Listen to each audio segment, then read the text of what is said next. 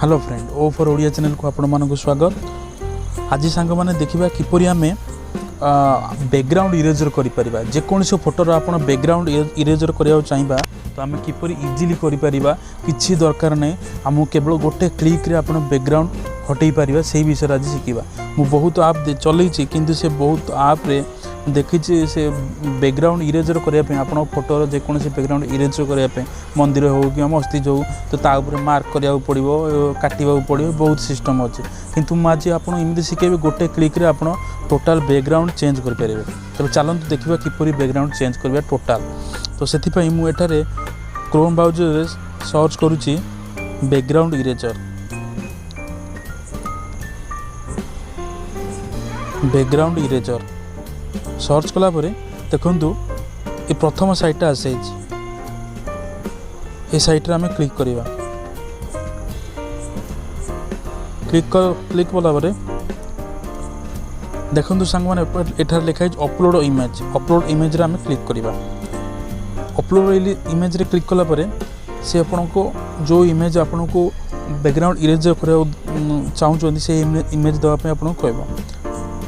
तो ये देखो मुझे गोटे बैकग्राउंड सहित गोटे फोटो नौ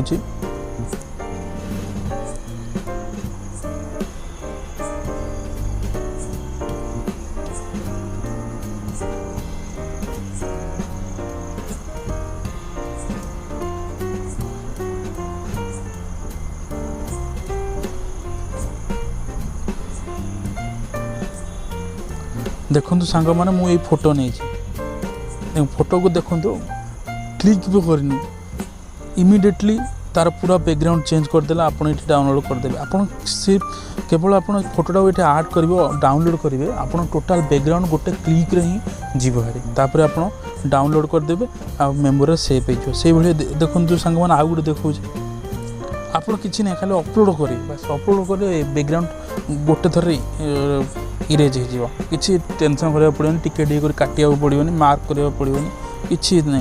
देखो यही फोटोटा पे मु आड कली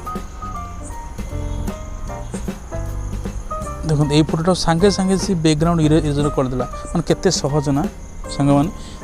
तो ये आप बैकग्राउंड इरेज करा चाहते यही वेबसाइट यूज करूँ आप बैकग्राउंड इजिली रिमूव करेंगे। से भाई आउ गोटे देखो देखो सांग मैंने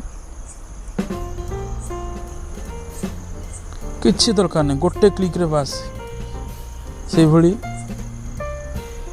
ये बैकग्राउंड करुच्ची यार देखो सांगे सांगे अपलोडिंग हो गला। आपको देखे दो बैकग्राउंड इरेज पूरा टोटाल देखो पूरा टोटाल टिके नहीं कोट भी टिके ना। ये बहुत इजी आप व्यवहार करूँ यूज करूँ बैकग्राउंड इरेज करने फोटो एडिटिंग करने कि कौन सी कोड़े डॉक्यूमेंट देवाई सर्टिफिकेट देवाई कि कौन करने आप बैकग्राउंड इरेज पूरा इजिली करेंगे। ये वेबसाइट यूज करूँ।